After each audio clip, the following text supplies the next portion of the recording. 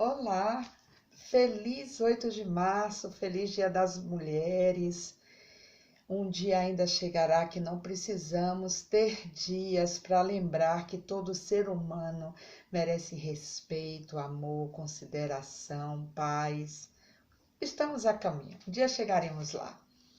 Meu nome é Beta Santos, estamos no projeto Leitura Compartilhada, já no 22º encontro, no 22º vídeo.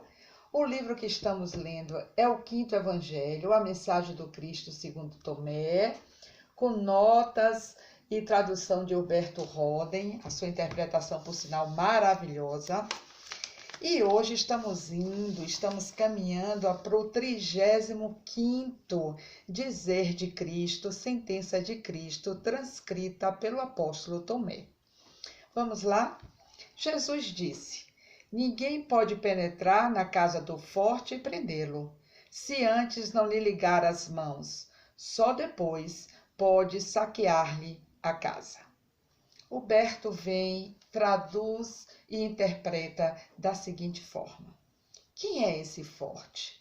Nos outros evangelhos, esse texto é relacionado com o episódio em que Jesus expulsara um demônio e seus inimigos o acusaram ser aliado de Satanás ou o diabo. Então Jesus fez o paralelo entre o forte, que é Satanás, e o mais forte, que é o Cristo. Podemos, pois, admitir que também aqui no Evangelho de Tomé o forte seja Satanás. Por outro lado, Jesus identifica Satanás como o nosso ego, o ego humano, quando este se opõe a Deus.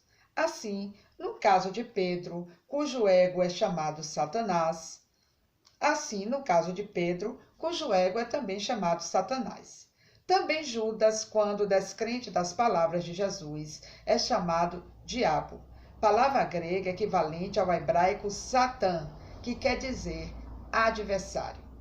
O forte é, pois, o ego humano, antidivino, anticristo, diz Humberto. E o mais forte? Se o forte no homem é seu ego, o mais forte é o seu eu, com letra maiúscula. Já conversamos sobre esse eu, que é a nossa ligação com o divino, que é o nosso fagulha divina, a nossa parte divina, o nosso eu potencial de crescimento, para que um dia sejamos angélicos, divinos, crísticos. Para que a alma espiritual possa penetrar na casa do ego mental, é necessário que ela seja mais forte do que este. Só assim o pode prender e apoderar-se de seus haveres. Este texto é, pois, um convite para a autorrealização. Enquanto o homem está dominado pelo seu ego humano, o mais forte, o seu eu, o seu ser divino, não pode penetrar nos domínios deste ego poderoso. É então, pois, necessário que o eu divino se fortaleça ao ponto de se igualar e até superar o poder do anticristo que está no homem. Como fortalecer o eu divino no homem? E por que fortalecê-lo se eu é Deus? Não basta revelá-lo? Não deveríamos antes falar em autorrevelação em vez de autorrealização? É verdade que o eu é Deus, é o Pai em nós, é o Cristo interno. E apesar disso, deve todo homem realizar o seu eu, o seu Deus interno, o seu Cristo. Deus, em sua transcendência, em sua essência, não pode ser realizado, porque ele é a própria realidade. Mas o Deus, em sua eminência, em sua existencialidade humana, pode e deve ser realizado. A tarefa do homem aqui na Terra é realizar o seu Deus interno, o seu Deus interior, que consiste no despertamento da consciência divina. Esta realização de Deus no homem não se faz a não ser por meio de resistência, de dificuldade e sofrimento. Assim como na física, a eletricidade só se revela como luz, calor e força quando encontra resistência nos filamentos metálicos da lâmpada, luz. Na passagem por um ferro cromado, calor, ou por um enrolamento no dínamo, força. De modo análogo, também na metafísica, o Espírito de Deus individualizado em forma de alma encarnou na matéria para se realizar pela resistência que encontra em luta com a matéria.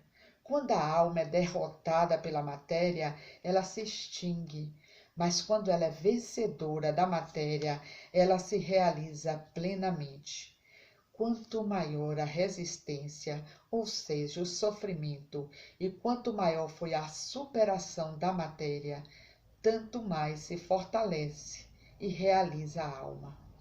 O mais forte derrota o forte.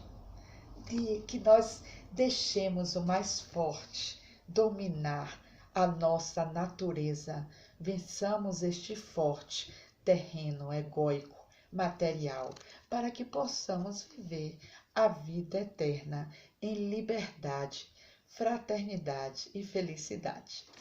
Vamos agora para a 36ª sentença.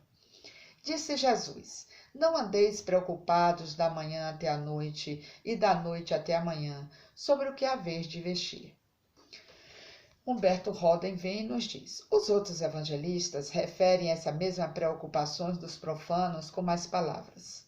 Quando o homem vive no estreito círculo visual e mental do seu pequeno ego humano, as necessidades materiais da vida diária enchem a 24 horas do seu dia, não só de manhã até a noite, mas também da noite até a manhã. Nenhum deixam dormir sossegado, e assim lhe vão abreviando a vida e fazendo da sua vida um inferno. E estas preocupações não são apenas dos pobres que possuem o necessário para uma vida decentemente humana. São ainda mais dos ricos, que quanto mais possuem, tanto mais desejam possuir, diz Humberto. E os desejos do ego humano não conhecem fim.